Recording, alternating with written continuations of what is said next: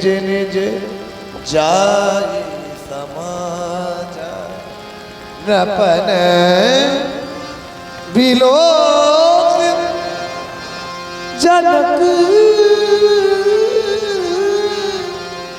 अकुलाने बोले बचन रुद्र जनुसाने। मेरे प्रण की पूर्ति इस रूप में होगी। मैंने स्वप्न मात्र में भी कल्पना नहीं की कि मेरा मनोरथ रूपी कल्प वृक्ष आज पुष्पित पल्लवित होने से पूर्व ही धूल धूसरित हो गया। मेरे द्वारा प्रण किया गया था, जिसे सुनकर ये द्वीप द्वीपांतर के नृपाल इस रंग अवनी तक उपस्थित हुए। सभी के द्वारा अजगों पर बल आरोपित किया गया, किंतु किसी भी राजा के द्वारा बल लगाने पर अजगौ अपने स्थान से विस्थापित नहीं हुए। तो एक उपक्रम यह देखने को प्राप्त हुआ, सामूहिक रूप से 10-10 हजार राजाओं के द्वारा अजगौ पर बल आरोपित कर दिया गया। आपको विचार करना चाहिए था कि यदि 10,000 राजाओं के सामूहिक बल से अजगौ 2 खंडों में परिणत हो गए तो क्या सीता किसी मंदिर का प्रसाद है जिसे 10,000 राजाओं में वितरित कर दिया जाएगा? आपको विचार करना चाहिए था, किंतु आप सभी के द्वारा वह भी नहीं किया गया। एक उपक्रम और देखने को यह प्राप्त हुआ, जब सामूहिक रूप से आप सभी ने बल आरोपित किया और उसके उपरांत भी अजगौ अपने स्थान से विस्थापित नहीं हुए, आपने अपने हृदय से हार को स्वीकार कर लिया और हृदय से हार स्वीकार करने के पश्चात आपको मेरी इस मिथिला का परित्याग कर देना चाहिए था, किंतु आप सभी के द्वारा वह भी नहीं किया गया। आप पुनः अपने अपने आसनों में आसीन हो गए। आप सभी को अभी भी यह आशा है कि राजा जनक के द्वारा कोई दूसरी युक्ति निकाली जाएगी। आप सभी श्रीहत हो गए। ये श्रीहत भय,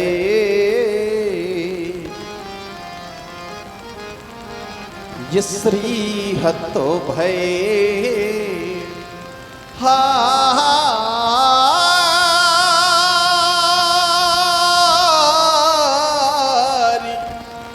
राजा। आप सभी ने हृदय से हार को स्वीकार कर लिया।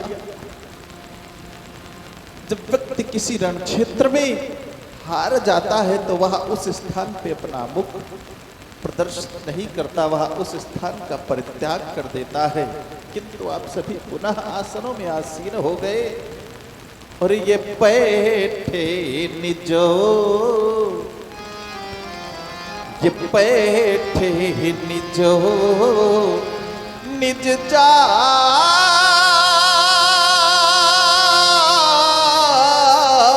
समाजा।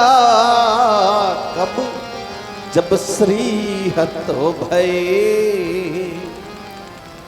मेरे द्वारा प्रण किया गया था। मेरे प्रण को सुनकर ये द्वीप द्वीपांतर के नरपाल यहाँ पर उपस्थित हुए। वो दीप दीप के भूपति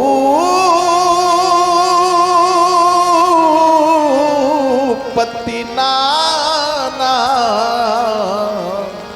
और ये आए सुनी। मैंने किसी को व्यक्तिगत रूप से आमंत्रित नहीं किया था। ये आए सुनी हम जो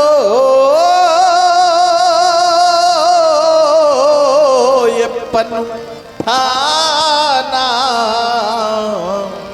ये दीप दीप केवल द्वीप द्वीपांतर के नृपाल ही नहीं, यहाँ तो देवता और दैत्य भी उपस्थित हुए। वो देव तनुज, वो देव तनुज धरि मनुजी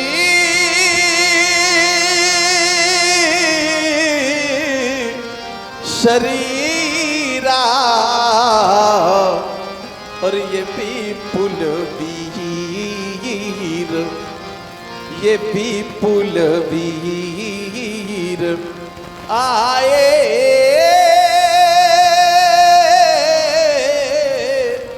रणधीरा ये भी पुलवीर।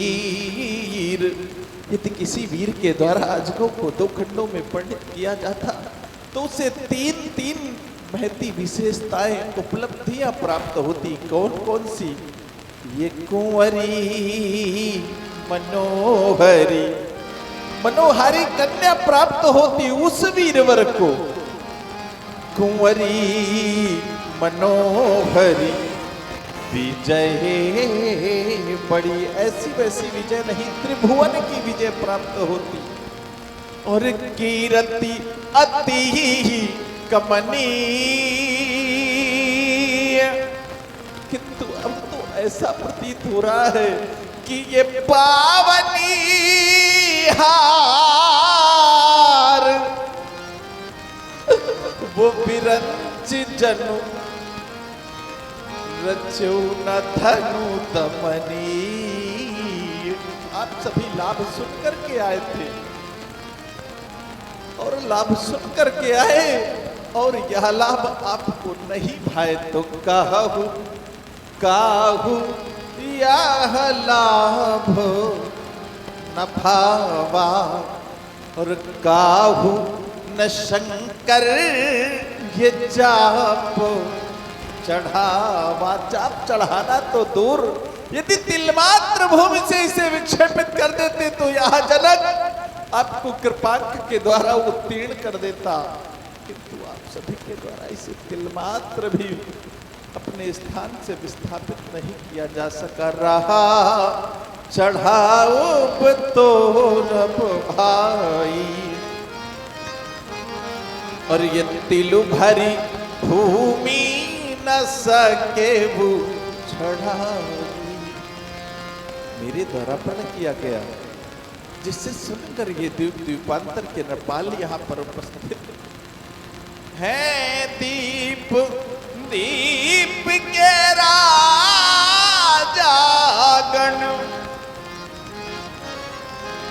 हम किसे कहें बलशाली है। अब मुझको तो ये विश्वास हुआ कि ये पृथ्वी वीरों से खाली है। यदि पूर्व में भी ऐसा ज्ञात होता कि यह स्थिति होगी तो मैं ऐसा प्रण कदापि नहीं करता। यदि प्रथम विचार किया होता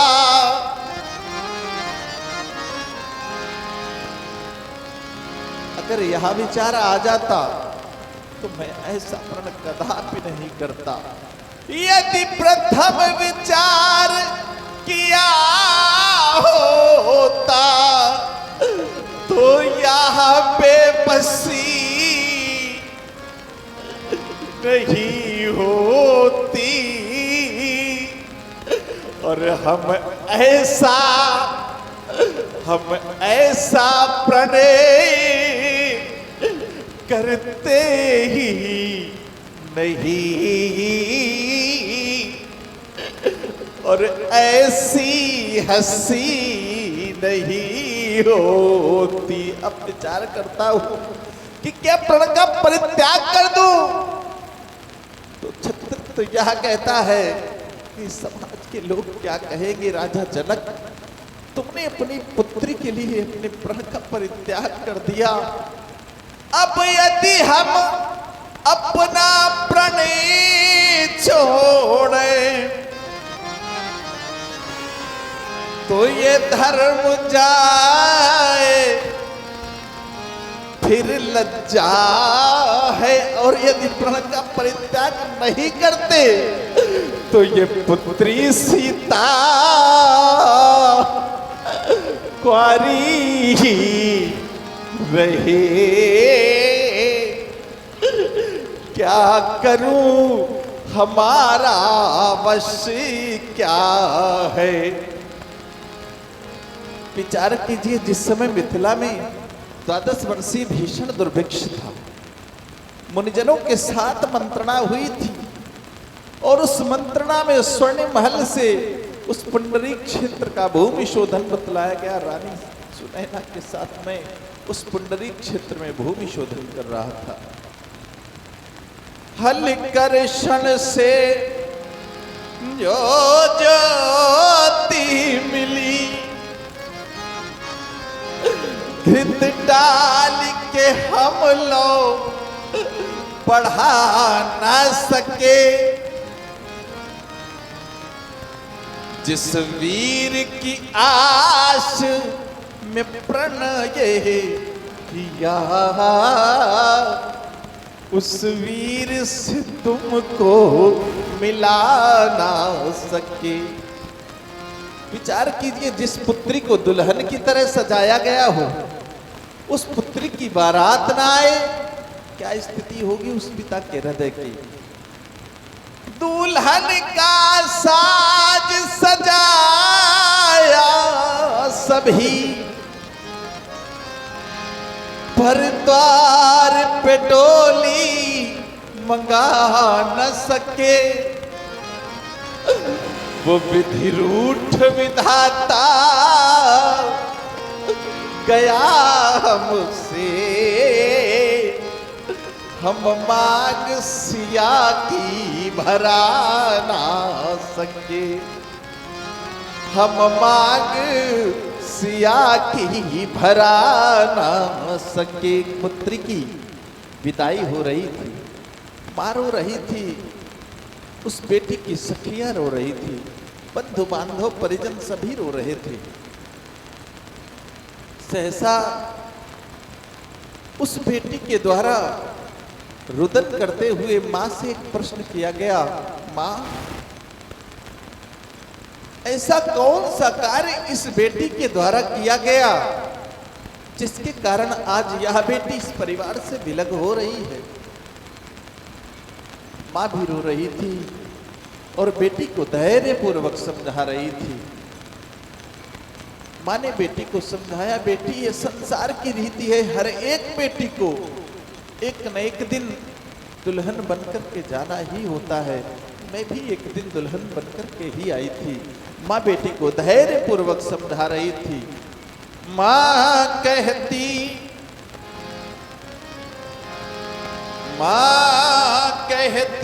निज बेटी से, एक दिन माँ भी बनना होगा और पुत्री की प्रथम विदाई में एक दिन सबको रोना होगा। जिस समय बेटी की विदाई हो, कठोर से कठोर हृदय वाला व्यक्ति अपने हृदय के उद्गारों को रोक नहीं पाता है। माँ बेटी को धैर्यपूर्वक समझा रही थी। बेटी, माँ कहती निज बेटी से, एक दिन माँ भी बनना होगा और पुत्री की प्रथम विदाई में एक दिन सबको रोना होगा। कौन नहीं रोता है बेटियों की विदाई। जो जीवन में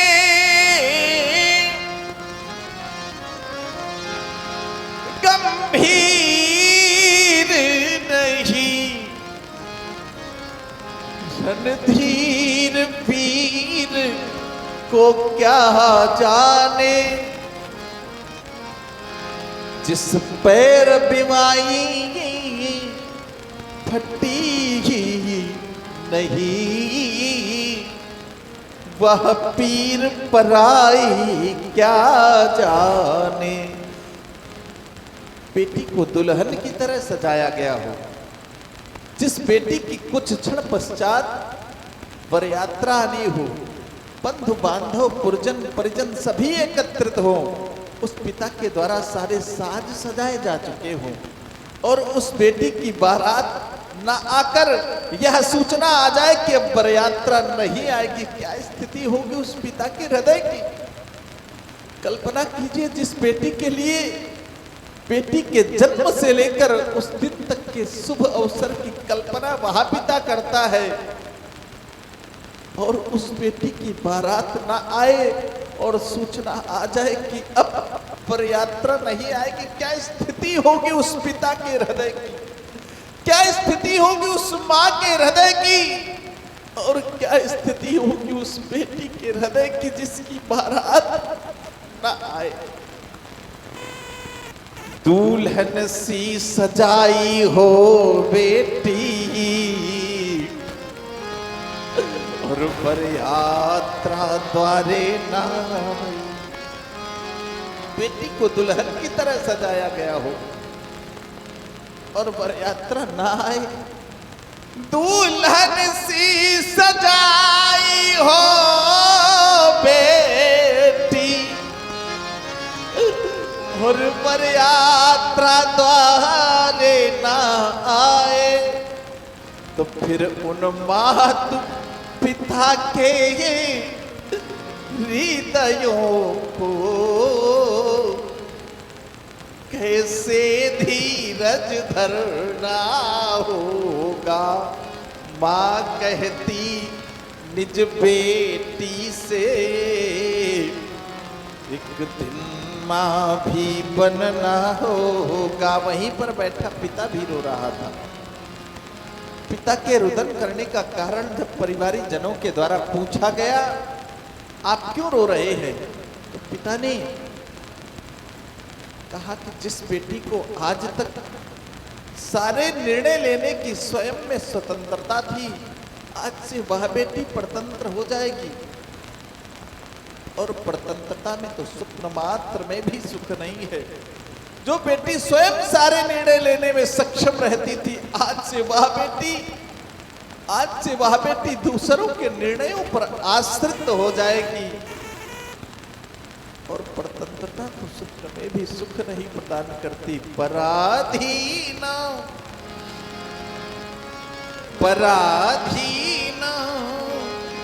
सपने हो सुख नाही, करी विचार देखो मन माही। पिता ने कहा बेटी को संसार की सारी वस्तुएं दे दी जाएं, सारे वैभव सुख सुविधाएं प्रदान कर दी जाए, किंतु क्या एक पिता के हृदय को शांति, एक पिता के हृदय को शांति कभी नहीं प्राप्त होती। विचार कीजिए, जिस बेटी को पाल पोष कर इतना बड़ा किया गया हो और वह बेटी दूसरों के हाथ में सौंप दी जाए, क्या स्थिति होगी उस पिता के हृदय की, जिसके द्वारा उस बेटी को छोटी सी चोट लगने पर पिता के हृदय में क्या स्थितियां होती थी। वह बेटी आज दूसरे को सौंप दी जाए, क्या हृदय के उद्गार थे उस पिता के। बेटी को चाहे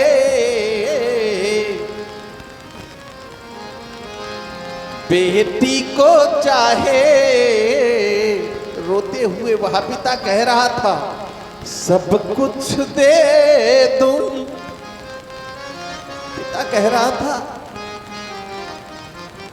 जितना भी मेरे द्वारा अर्जित किया गया है वह सारा सुख, सब धन, सब कुछ दे दिया जाए, किंतु क्या पिता के हृदय को शांति नहीं प्राप्त होगी। बेटी को चाहे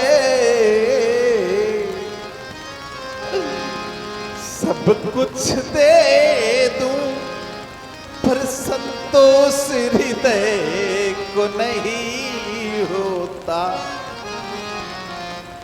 बेटी की प्रथम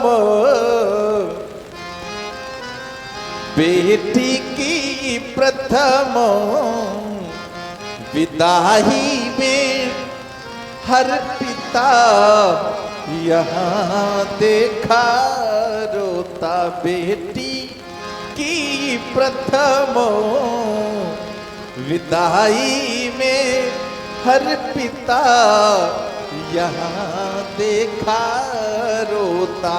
जैसा प्रतीत हो रहा है कि मेरा सहयोग किसी के द्वारा नहीं किया गया, किसी के द्वारा मेरे प्रण में सहयोग नहीं किया गया, किसी ने मेरी सिया का भी हाल नहीं जाना, और आज मेरा प्रण असफलता की ओर है।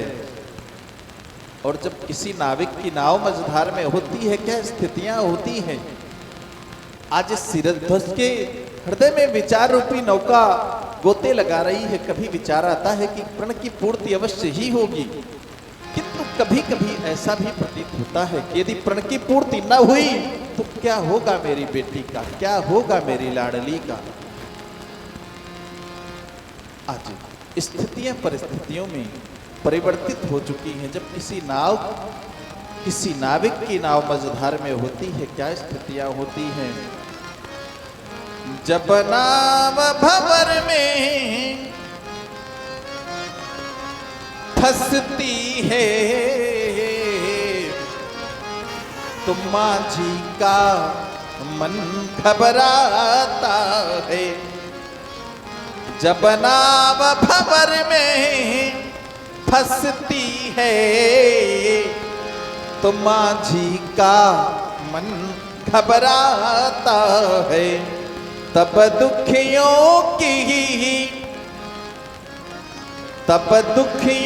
की आवाजों में वो भगवान बुलाया जाता है, वो भगवान बुलाया जाता है। एक बार परमत्त गजराज को जब जल में ग्राह ने ग्रसित कर लिया और गजराज के पास बचने की कोई युक्ति शेष न रही, गजराज ने उसी सरोवर से एक पुष्प कमल लेकर श्रीमन नारायण को समर्पित कर दिया और श्रीमन नारायण के द्वारा चक्र चला दिया गया। जब ग्राह ने गज को पकड़ लिया, तन डूब रहा था जब जल में, तब पुष्पी कमल का वो सूंड लिए, फिर चक्र चलाया था पल में। तब शक्ति सिंधु में वो दीन बंधु मिल गया, बताया जाता है, मिल गया बताया जाता है। और अब मेरी अंतिम घोषणा, अब जनिको माखै भट्टबानी, ये वीर विहीन मही में जानी। अधिवेशन समाप्त किया जाए। सीता के सखियों ले जाओ बेटी को, ले जाओ, क्योंकि हो सका नहीं प्रणपूर्ण, हो सका नहीं प्रणपूर्ण। सिया की कुम्हलाई जयमाला, सिय स्वयंवर हो चुका, अब तो हो चुका। बुझा दो ये दीपों की माला, बुझा दो ये दीपों की माला, बुझा दो ये दीपों की माला। अधिवेशन समाप्त किया जाए। जनक बचन सुनी सब नर नारी, देखी जानकी भय दुखारी। माखे लखन कुटिल भई भौ गए, रथ पथ फरकत नयन रिसो। कही न सकत रघुबीर डर, लगे बचन जनु नाई राम पद कमल सिर, बोले गिरा।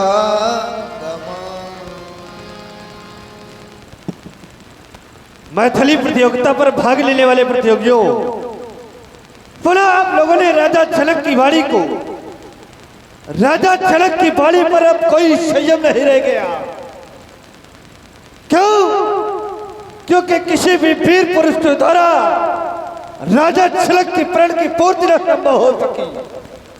इस धनुष को कोई दो खंडों में जब परिवर्तित न कर सका तो राजा जनक ने पर घोषणा कर दी, इस धरती पर कोई वीर कहलाने योग्य नहीं रह गया। अरे राजा जनक, आपके प्राण की पूर्ति का न होना और इस धनुष का दो खंडों में यह परिवर्तित न होना, यह प्रमाणित नहीं करता कि इस धरती पर कोई वीर कहलाने योग्य नहीं रह गया।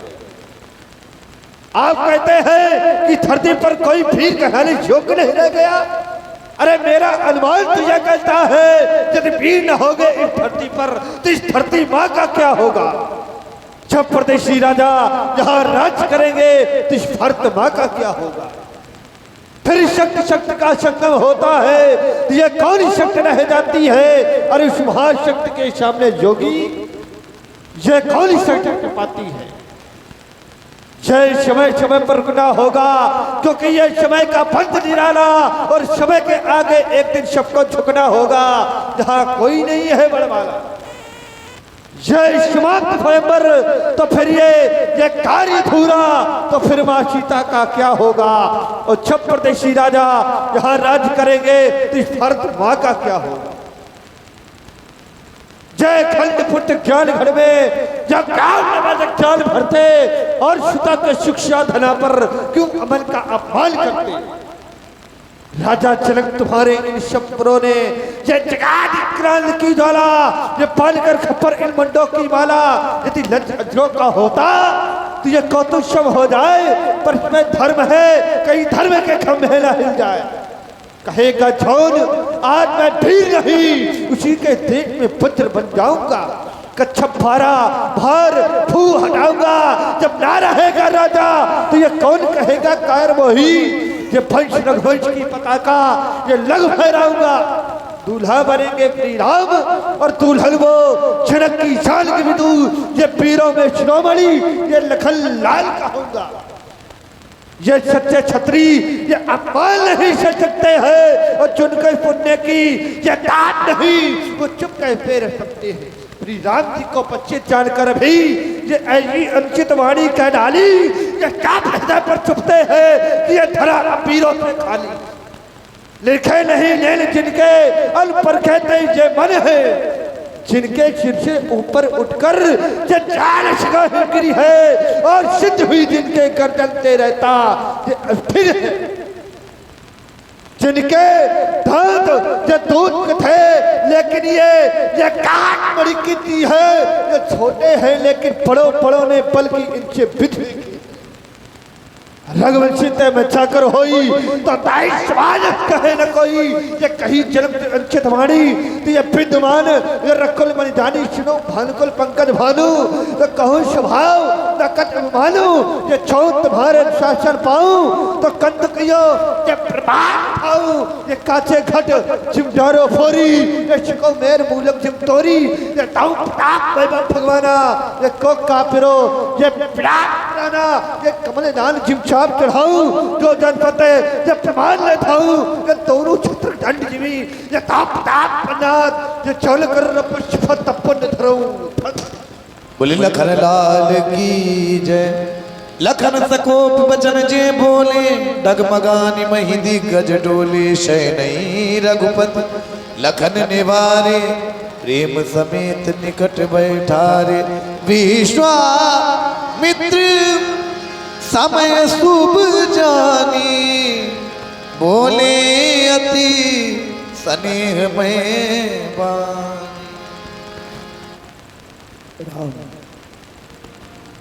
देख रहे हो राजा जनक बड़े दुखी हैं। राजा जनक के साथ साथ ये पूरी मिथिला सभी लोग दुखी हैं और दुखी होने का कारण केवल एक ही है धनुष का न टूटना। यह वह पावन सुंदर समय आ चुका है। इसलिए राम उठऊ राम भंजो बहुचापा मेटहु तात जनक परितापा। भगवान शंकर के आयुध को 2 खंडों में विभाजित करो और राजा जनक के कष्ट को दूर करो हमारा आदेश है। लखन लख्यो रघुवंश मनि ताक्यो हर को दंड उलक गाति बोले बचन चरण चाप ब्रह्मण। तिस कंजरो कमल ही कोला धरो धर निधर धीर न डोला। राम चढ़ई शंकर धन तोरा हो